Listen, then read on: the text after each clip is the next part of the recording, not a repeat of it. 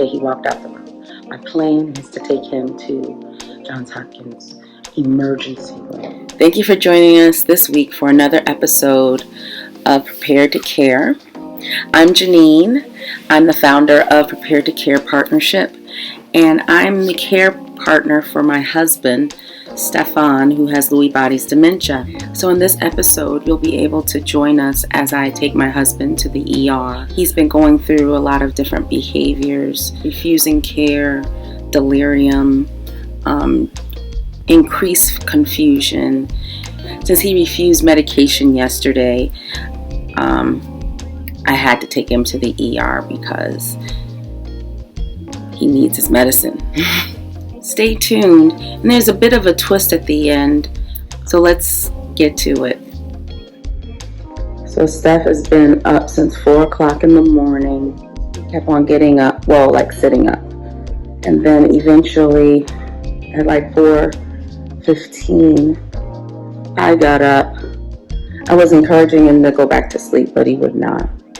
Okay, so yes, this is not the best lighting, of course. It's 6:37 in the morning. No, 5:37, sorry, 5:37 in the morning. So at 4:15, I got up to get Stefan some medicine to help him go back to sleep. We took the medicine, which was great. I should have given him all of his meds then, but I thought it was way too early. I turned the lights back off because I told him I'm not getting up now, and he's not getting up now. So then about 4:30, I can't remember. Long story short, I turned the lights on about 5:15. 5:15, I turned the lights on. And he started walking and pacing. I tried to give him his meds about 5-10 minutes ago. He refused. He told me to take the meds. You take your meds. That's what he told me. I said, I'm not taking your medicine. I'm just calling the doctor. That's what I'm doing. So leading up to this point, he has been agitated and progressively getting agitated in the morning since Friday. So about 5:15, I got up. You have to find your own place where you can go. That's all I can say. Okay, so he's got this idea that this is a bad place, or he's going to be hurt here, and so I tried to help him realize. Oh, you even realized he actually looked at everything. Oh, this is home, but he's going in and out, in and out, in and out of delusions. As I said, he's refusing care. He did not want his medicine. He's been growing in agitation since what I can remember Friday. It may have been longer. It's hard for me to take care of him. I suspect that he has a UTI. I messaged his PCP yesterday, and she wrote a script for an antibiotic. I did a home test here, and it looks like he has a UTI. So UTIs can cause increased confusion in a person with dementia or an elderly person. So keep that in mind if your person is growing in confusion, because each day it's been worse than the day before. And so since he's not taking any medicine from me, I'm going to contact his doctor and let them know. So Stefan he's not well right now. And I'll try to keep you updated as the day progresses. Okay, he walked out the room. My plan is to take him to Johns Hopkins emergency room. That has been the best hospital so far. So that's where I'm going to go. So I'm going to attempt to convince. So that's the plan. I will keep you posted as the day progresses. Talk to you later. So we're in the ER, outside of the bed bay. They're cleaning the bed up for him. They did it quickly, I guess, because of the dementia and the confusion. He's going to cause a lot of problems in the waiting room. So there's been people here since the last shift. The nurse that checked us in said she sees the same people out in the waiting room. So Stefan wants to go home now. Says he's going to take his medicine, but we can't We just gotta, stay the course, start the course of medicine, the antibiotic, and we can truly find out if he has a UTI. Stefan? Okay. Did you want to say anything? Yeah. How you feeling? Hello. How you doing, babe? I ain't doing that. How are you doing? Yeah, we're not gonna go there. We're gonna have that. We've been through that this time. Okay, stop. Sit down. We'll keep you posted. So here we are in the emergency department. Stefan was seen almost immediately. He was very confused, agitated, almost to the point of combativeness. Severely squeezed the nurse's hand when she was trying to help him. Yeah. He's had to use the bathroom and asked to go several times. But once we arrive, he's changed his mind. But right now what we're doing is, so he's had his second course of morning meds finally, and I think that's really settled him down. How are you feeling, boo? How you feeling? I'm alright. You okay? Mm-hmm. Yeah. He really didn't want anything to do with me this morning. I was the enemy. I was the person that was making his life miserable because he wanted to leave, go home, get his sneakers, have all of his things, all of that.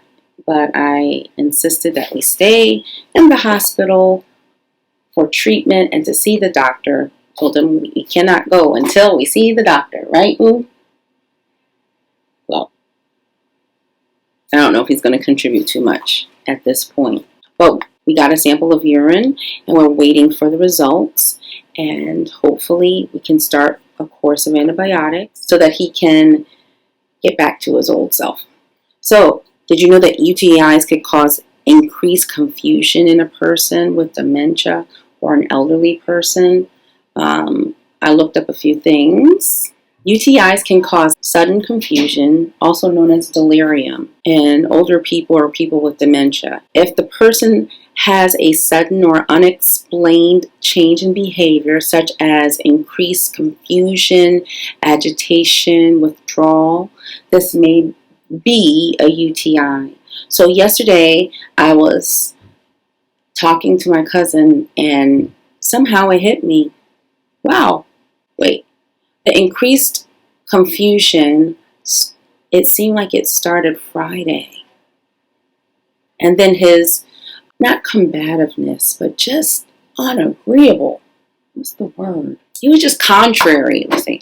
He was contrary. Anything I said, if I said up, he would go down. If I said left, he would want to go right. If I suggested the bathroom, of course not. But then 2 minutes later, he said, oh, I got to go to the bathroom. It was just that kind of thing constantly. Then wanting to go home, of course, as you saw, just not feeling he's in the safe place, completely paranoid, unable to read. I mean, of course, dementia. People with dementia, you have to be very careful because reasoning is not something that you can do easily. A person with dementia cannot reason, especially when they're in a confused state. Or in a state of delirium or paranoia. The next question you may have is why? Why confusion? Why delirium with UTI? Or how does the UTI cause the mental status or cognition to be altered? So the first question I'll answer is how. So how does a UTI affect the mental status of a person with dementia? Well, sudden changes in behaviors and an increase in symptoms may indicate that your loved one has a UTI. Behavior changes and causes that seem to affect one's personality may include sleeping issues, anxiety, depression, confusion, aggression, agitation, delusions, hallucinations, and paranoia. So when it finally dawned on me, this could be a UTI, I said to myself, wait a minute, why didn't I know that? Why didn't I think of that sooner? And sometimes when you're in the throes of it, you don't understand or you don't put the pieces together as quickly. So this is our second bout with a UTI. So it's extremely common for people with dementia to get UTIs, especially when they are having problems with incontinence, wearing pull-ups or diapers or those types of things. And just the sheer problems that I was having with grooming and caring for him. So that also contributes.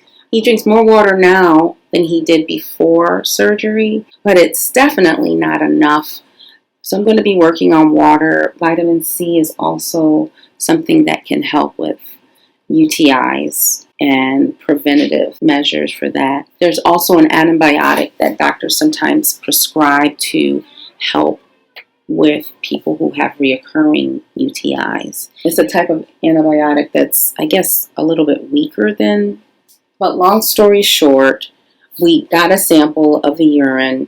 We're waiting for the results, and hopefully we'll find out very soon whether or not Stefan had or has a UTI, and then we can start the treatment immediately so that he can get back to his old self. Again, great staff, wonderful nurse, just going above and beyond in every aspect, from getting lunch to helping me, with various things with Stefan, and we're working on a sitter as well. So just wanted to bring you into our emergency room visit. This is the 4th emergency room that we've been in the past 6 months.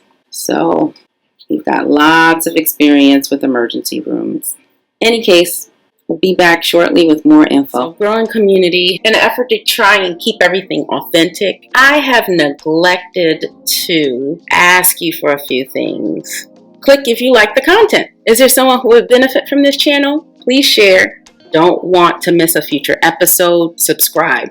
And if you have something to say, comment. Like, share, subscribe, comment. Any of these will help our community to grow. So CarePartner community, just a quick update. I'm in a line exiting the garage of the hospital. Stefan was discharged just moments ago. I needed some time to process the information that I got.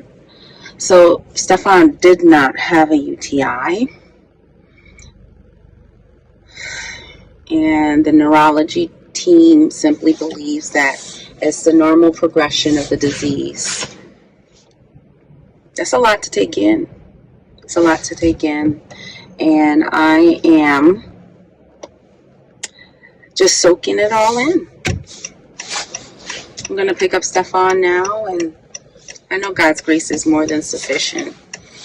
And He's going to work this out for our good and His glory. We'll just have a quiet night tonight. Hopefully I can get him showered up. I really would like to get him nice and fresh and clean. He'll sleep a lot better. But there's just the natural course of the disease, the atrophy in the brain. The disease is always changing, so I just want to share that with you. The disease is constantly changing, and because it changes, the treatment has to change. The behaviors change. Your solutions and resolutions change. And so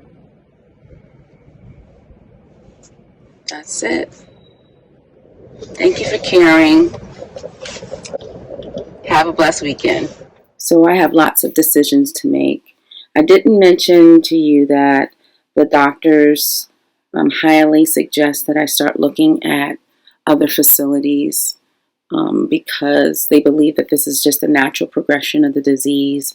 And if he's refusing care, refusing medicine, and just hard to manage, then that could be a possibility.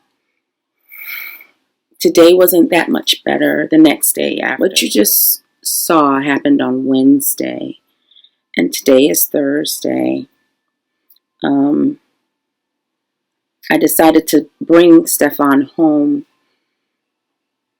with the hope that he would be better. there's just a lot of decisions to make. And we were blessed a couple weeks ago. My cousin called me and said she wants to move in and she wants to help me care for Stefan. The goal is for her to come January 1st. And right now it is December 15th. It's not far away. Just trying to stabilize Stefan and make sure things are as safe as possible, and just trying to stabilize him and really get a good gauge on where he is. So his behavior this morning was very difficult, but then I noticed that some of his medicine was not taken. So I did not notice that there were two tablets in his water bottle this morning. I found that several hours after I gave him the medicine, so that could have been a factor. So I'm praying that tomorrow we'll just have a better day and take it moment by moment. If we can't get to January 1st, then we'll just continue with the course of action and try and find Stefan the care that he needs. My desire is to keep my husband home. My hope and prayer is that Stefan can stay home through the course of the disease. And now I'm saying that may not happen. I'm not sure. You know, God is in control of all of this. And I'm just going to lean and trust on Him. And each moment is going to be different. So I hope that we can get to January 1st and see if having my cousin in the house helps us at all. So these are very critical days, care partners. If you can remember us in prayer. Oh, okay, I forgot this part. Stefan's primary care provider came in today for a routine visit. And she looked at the results of the UTI. And because there was blood present, she said sometimes that may indicate there is some strain of infection somewhere. And I asked her, so should we still continue with the antibiotic? Maybe that could also be a cause of all of these behaviors. She said, absolutely, I would try it. Let's do a 3-day course and see if any changes happen. And then we can proceed to 7 days if we find any changes or if it's helping him in any way. So I said, let's do it. He rarely has infections. He's not at risk of building a tolerance for antibiotics. So in a case like a person with dementia or elderly person, antibiotics, not to be used irresponsibly, but we can try it and see if it makes a difference at all. So next week is going to be a pretty interesting episode because I'll be able to share how the progression has gone for Stefan and what our next course of action is. Thanks for joining us, care partners. Thank you for your prayers. I know people are praying for me. I've seen it. People have called and texted and contacted me in various ways. And it's just been a blessing and an encouragement. Your comments are very helpful. They're very encouraging. And so I ask you to like, share, comment, subscribe. We want to see our community grow, impact care partners and those who love them. See you next time.